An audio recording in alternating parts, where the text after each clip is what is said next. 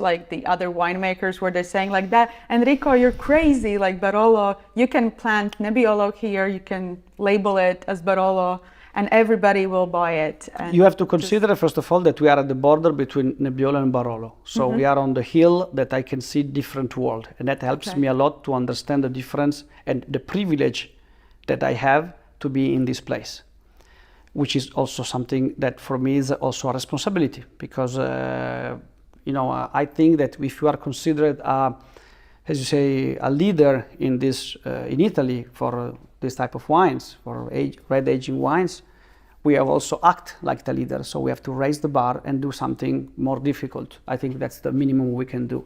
What the other people say is, I've seen some producers. I was doing the winemaker school, so many producers are also my school friends, so I have a different relationship. But generally speaking, this region, the region of Barolo, it's very conservative, very classic, so they are not very open-minded in this sense. Some producers, they came to visit me to see what I was doing, like I was doing in other place, because I think it's important to exchange and to see not innovative, a different way of thinking.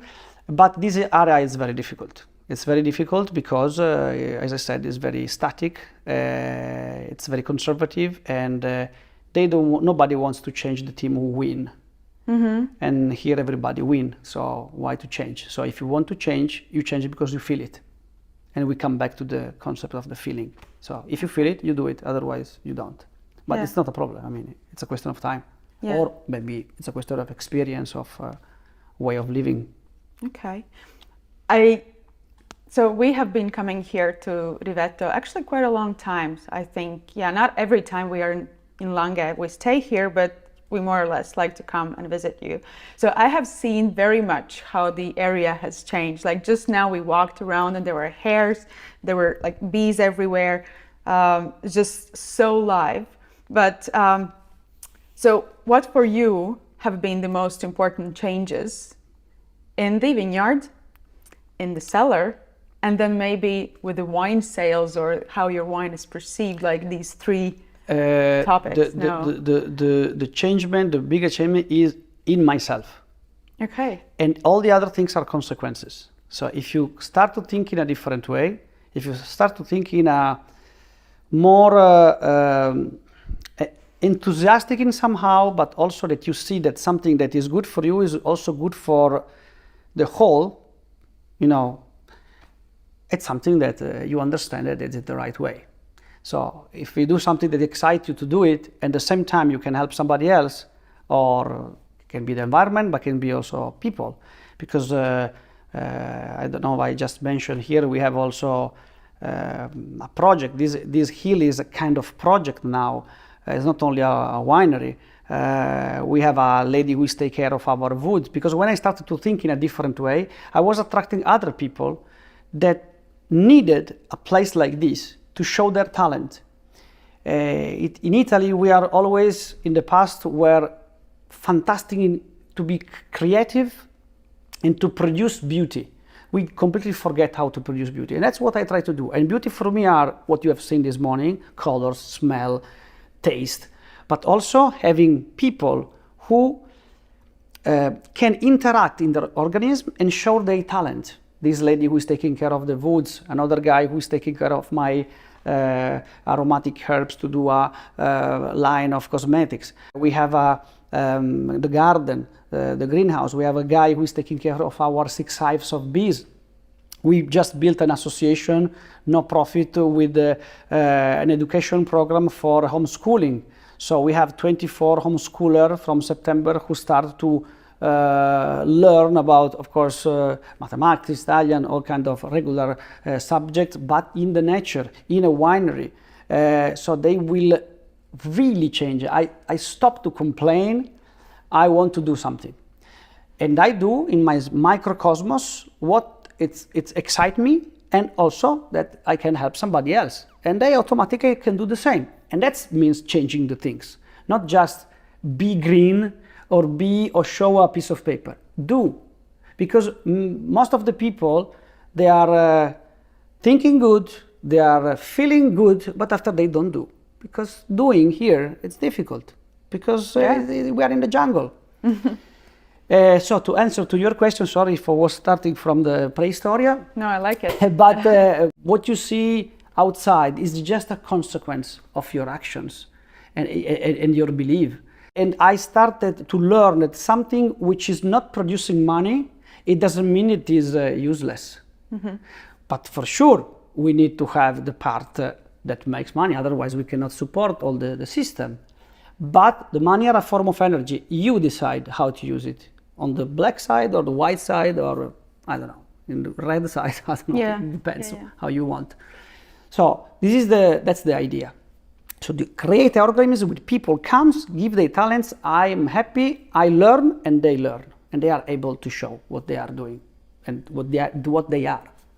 So the most important change is within yourself. Always, when you do a changement, first you have to change something inside of you. Otherwise, okay. What you see outside is the reflection of what you are inside. Well, Gandhi was saying that. I don't remember. But anyway, something like this. But I still want to circle back to that cellar, because so many people have told that biodynamics only refers to what is done in the vineyard, but then it gives freedom in the cellars. Like no. The cellar, not the cellar. We were. I have to say the truth. We were already before, very close to what we are doing now. So the bigger revolution was outside in the vineyards, in the fields. In the cellar, basically, in according to this Demeter certification, you can just have a soft filtration and use a gel bentonite for the clarification, which is a clay, and sulfites. But sulfites are with the lower limits. If I not remember well, is around 80 milligrams per liter of sulfites for the red wines. But all our wines, because of our way of thinking, are all below 60. Okay.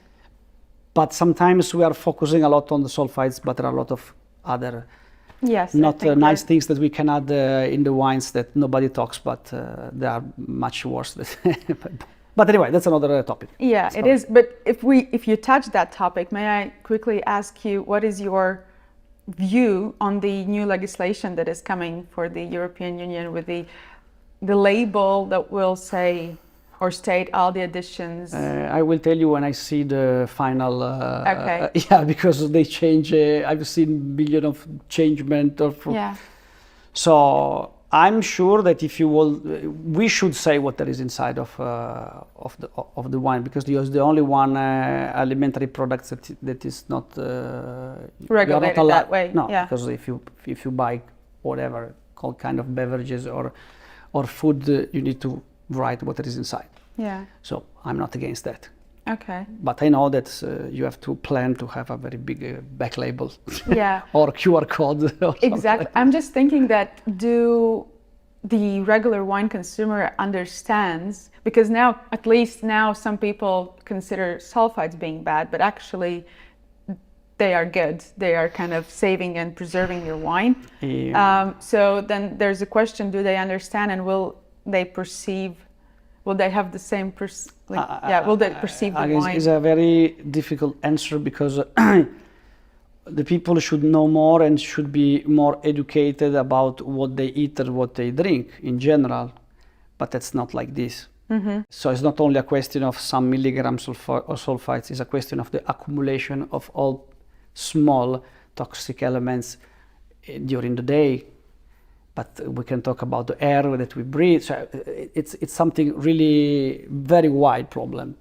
But if you start to go to the regular market and ask to the guy who sells tomato or something, I know that this vintage was very bad.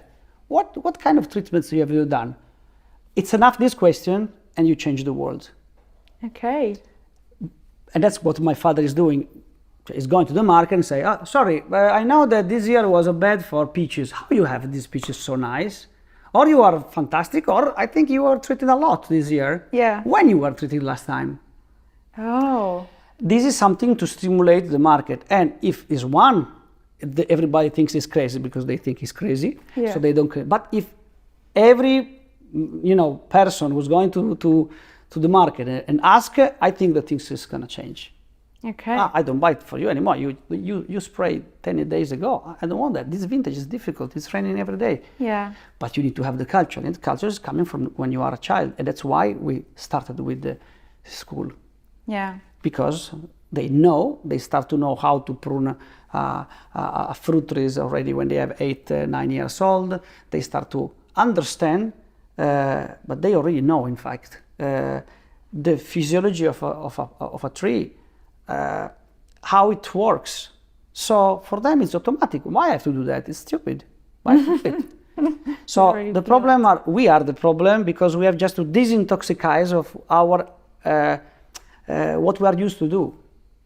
They are open, they are pure, so we have not touched too much, but help them to understand that the nature is the. I know that I say something very rhetoric, but if you follow the nature, if you go in the woods, usually you always have an answer for something. Because in the nature there is the perfect balance. Also in the bad things, because nature is not only good. Of course. We have seen yesterday. Yeah. But that's part of the life, and you can teach to a child that there is also bad things in the life, and you have to be ready. That is not always flowers and birds singing. But we have to know there are both the things, and I think that's something who help us to change, a real change, not just